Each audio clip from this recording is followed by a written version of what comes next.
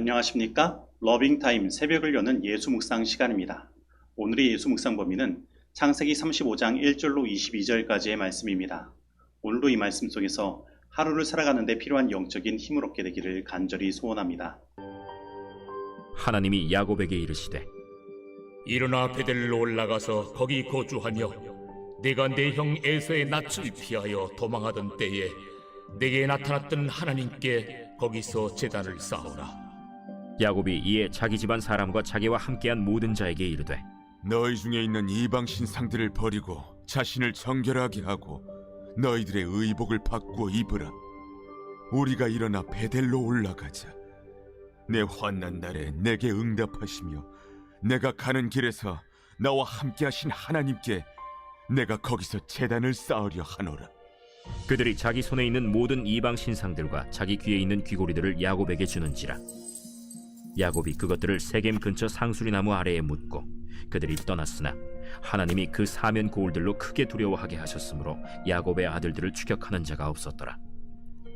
야곱과 그와 함께한 모든 사람이 가나안 땅 루스 곧 베델에 이르고 그가 거기서 제단을 쌓고 그곳을 엘베델이라 불렀으니 이는 그의 형의 낯을 피할 때 하나님이 거기서 그에게 나타나셨음이더라. 리브가의 유모 드보라가 죽음에 그를 베델 아래에 있는 상수리 나무 밑에 장사하고 그 나무 이름을 알론바굿이라 불렀더라. 야곱이 밧단 아람에서 돌아오매 하나님이 다시 야곱에게 나타나사 그에게 복을 주시고 하나님이 그에게 이르시되 내 이름이 야곱이지만은 내 이름을 다시는 야곱이라 부르지 않겠고 이스라엘이 내 이름이 되리라.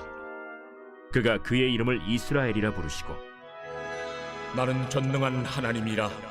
생육하며 번성하라 한 백성과 백성들의 총회가 내게서 나오고 왕들이 내 허리에서 나오리라. 내가 아브라함과 이삭에게 준 땅을 내게 주고 내가 내 후손에게도 그 땅을 주리라. 하나님이 그와 말씀하시던 곳에서 그를 떠나 올라가시는지라.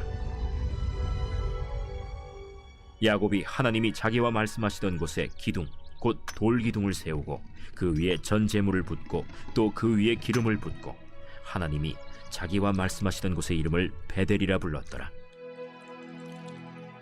그들이 베델에서 길을 떠나 에브라스에 이르기까지 얼마간 거리를 둔 곳에서 라헬이 해산하게 되어 심히 고생하여 그가 난산할 즈음에 산파가 그에게 이르되 두려워하지 말라. 지금 네가 또 등남하느니라. 그가 죽게 되어 그의 혼이 떠나려 할 때 아들의 이름을 베논이라 불렀으나 그의 아버지는 그를 베냐민이라 불렀더라. 라헬이 죽음에 에브랏 곧 베들레헴 길에 장사되었고 야곱이 라헬의 묘에 비를 세웠더니 지금까지 라헬의 묘비라 일컫더라. 이스라엘이 다시 길을 떠나 에델망대를 지나 장막을 쳤더라. 이스라엘이 그 땅에 거주할 때 르우벤이 가서 그 아버지의 첩 빌하와 동침함에 이스라엘이 이를 들었더라. 야곱의 아들은 12이라. 말씀 줄거리입니다.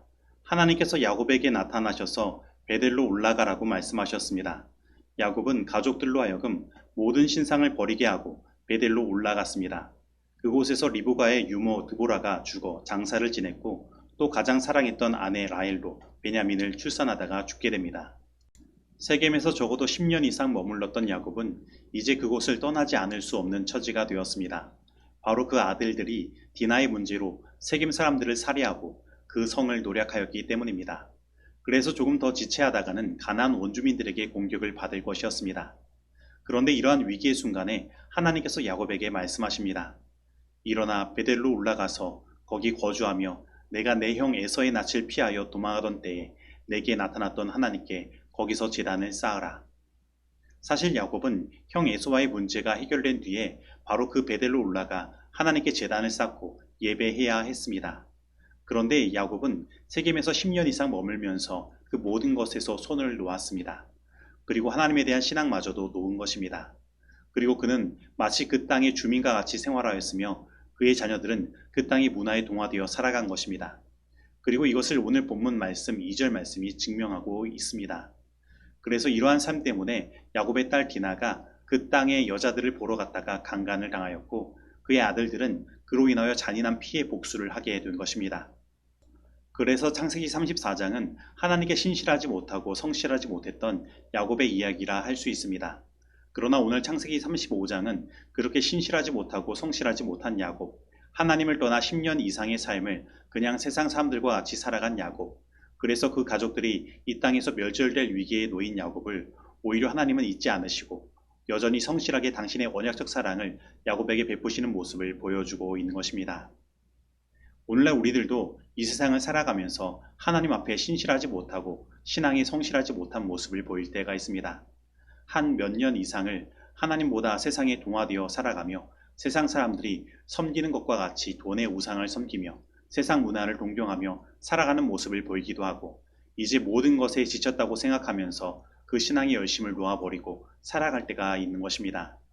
그러나 그렇게 살아간 결과는 그 삶의 쉼을 얻는 것이 아닙니다. 나의 자녀들은 내가 어떻게 컨트롤할 수 없을 정도로 세상을 따라가며 우상에 물들어가고 그 속에서 여러 가지 문제를 만나면서 마음고생을 하기도 하는 것입니다. 그리고 생각해보면 신앙의 열심이었을 때보다 신앙의 열심이 없는 지금의 모습이 더 나아 보이지도 않고 오히려 그때보다 더 심각한 문제를 가지고 살아가는 나의 모습을 보게 되는 것입니다. 물론 이 땅에는 이러한 경험 없이 살아가는 신실한 하나님의 백성들이 있습니다. 그러나 분명한 것은 오늘 우리들이 이 세상을 살아가면서 우리가 하나님에 대하여 신실함과 성실함을 나타내는 것보다 하나님께서 우리에 대하여 신실함과 당신의 성실함을 나타내시는 그 일이 훨씬 더 큰 것입니다. 하나님은 우리가 하나님을 잊고 살아간 그 어떠한 순간에도 우리를 결코 잊지 않으신 것입니다. 하나님은 야곱이 그 삶에 이해할 수 없을 정도로 하나님을 잊고 살아간 10년의 세월 동안에도 그 야곱을 잊지 않으시고 그를 지켜보신 것입니다. 그리고 지금 그 위기의 순간에 나타나 말씀하시는 것입니다. 일어나 베델로 올라가서 거기 거주하며 하나님께 거기서 제단을 쌓아라. 하나님은 그 인생의 위기를 만난 야곱에게 결단을 촉구하시는 것입니다. 특별히 올라가서라는 말의 히브리어 아라는 어떤 지형적인 오르막길로 올라가는 것이 아니라 예루살렘으로 올라가고 성전을 올라갔다와 같이 종교적인 예배의 목적을 드러내는 말인 것입니다. 그리고 베델은 하나님의 집이라는 뜻을 가지고 있습니다. 그런데 하나님은 바로 그 하나님의 집에 거주하라고 말씀하고 있는 것입니다. 즉 야곱이 10여 년 동안 이 세상에 자신의 집을 짓고 거기에 거주하며 살아갔지만 이제는 하나님의 집으로 들어가 살라는 것입니다. 너가 나를 떠나서 그렇게 세상에서 살아갔지만 이제 하나님의 집으로 돌아오라고 하나님께서 말씀하시는 것입니다. 그리고 하나님은 야곱에게 그가 그 형 에서의 낯을 피하여 도망가던 때에 나타나셨던 그 하나님을 상기시키시는 것입니다. 바로 하나님은 야곱이 자신의 죄로 말미암아 그 인생의 위기를 경험하고 도망하던 때에도 그를 버리지 않으시고 함께 하셨던 것입니다. 그리고 하나님은 지금 10년 이상을 하나님을 잊고 살아온 야곱, 그래서 세상의 죄에 물들고 찌든 야곱, 그리고 이제 영적인 예민함도 사라진 야곱, 그리고 자기 인생의 최대 위기를 맞이한 야곱에게 아직도 나는 너를 포기하지 않고 버리지 않았다고 말씀하시는 것입니다. 그리고 오늘 우리 하나님은 우리를 향하여도 그렇게 말씀하시는 것입니다. 너가 나를 버리고 잊으며 이 세상의 죄에 찌들어 살아갔어도 나는 너를 잊지 않았다. 나는 너를 결코 포기하지 않았다. 다시 나의 집으로 돌아와라. 이제 나와 함께 거기서 살자. 다시 하나님께 예배하는 예배자의 삶을 살자. 여러분, 이렇게 말씀하시는 하나님 앞에 야곱은 어떻게 행동하였습니까? 바로 하나님의 이 성실하신 사랑, 포기하지 않으시는 그 사랑에 야곱은 감동된 것입니다. 그래서 그는 그 하나님의 말씀을 따라 즉시로 결단하여 나아가는 것입니다. 그는 그 가족들에게 그 가운데 있는 모든 이방 신상을 버리고 정결케 하며 의복을 바꾸어 입고 베델로 올라가자고 말하며 예전에 자신의 환난 날에 응답하셨던 그 하나님께 제단을 쌓으러 가자고 말하는 것입니다. 그러자 그렇게 말을 듣지 않고 세상을 따라 나아갔던 가족들이 이제는 자기 손에 있는 모든 이방 신상들과 자기 귀에 있는 귀고리들을 야곱에게 주는 것입니다. 그리고 야곱은 세겜 근처 상수리 나무 아래 그것을 묻은 것입니다. 그리고 그들은 하나님의 뜻을 따라 그곳을 떠난 것입니다. 그러자 어떠한 일이 벌어졌습니까? 바로 하나님께서 그 사면 고울들로 크게 두려워하게 하심으로 야곱의 아들들을 추격하는 자가 없게 하신 것입니다. 바로 야곱의 가족들은 그 멸절될 위기에서 벗어나게 된 것입니다. 여러분, 이 야곱을 향한 하나님의 그 포기하지 않으시는 사랑이 얼마나 큰 감동을 줍니까? 그러면 오늘 나는 나를 여전히 포기하지 않으시고 성실하게 나를 사랑하시는 하나님의 부르심에 어떻게 반응하고 있습니까? 오늘 다시 하나님을 예배하는 삶으로 나아가게 되길 바랍니다. 우리 안에 있는 모든 우상들을 내려놓고 돈의 우상, 허영의 우상들을 내려놓고 하나님의 말씀을 따라 나아가게 되길 바랍니다. 오늘 가장으로서 내가 먼저 하나님께 뜻을 두고 나아가 결단한다면 우리의 가족들도 분명 그 길을 따라올 것입니다. 그리고 우리의 삶의 모든 문제들이 해결되는 경험을 그 하나님 안에서 우리도 하게 될 것입니다. 그런데 오늘 창세기 35장의 말씀에는 이렇게 하나님 안에 다시 새 출발을 시작한 야곱의 삶에 찾아온 새 슬픔의 이야기가 나옵니다. 하나는 그의 어머니의 유모였던 드보라의 죽음의 이야기이고, 또 하나는 그가 가장 사랑하는 아내 라헬의 죽음의 이야기이며, 그리고 내일 우리가 묵상할 내용이지만 그의 아버지 이삭의 죽음 이야기가 나오는 것입니다. 그리고 이 창세기 35장에는 그의 아들 루우벤이 그의 서모 비라와 통간하는 죄의 이야기도 나오는 것입니다. 그래서 우리는 이렇게 생각할 수 있습니다. 다시 하나님 안에 새 출발을 하였다면 이러한 슬픔이 없어야 하는 것 아니냐고, 그 삶이 계속 형통해야 하는 것 아니냐는 것입니다. 그런데 여러분, 우리는 하나님 안에 거하지만 여전히 이 죄악 세상에서 연약한 몸을 가지고 살아가는 존재입니다. 그래서 우리는 지금은 이 땅에서 영원한 삶을 살 수 없습니다. 그리고 우리는 하나님 안에 거하지만 연약하여 죄에 넘어질 수 있는 것입니다. 그러나 하나님은 이러한 연약한 야곱을 향하여 다시는 야곱이라 부르지 않고 이스라엘이라 부르시겠다고 하십니다.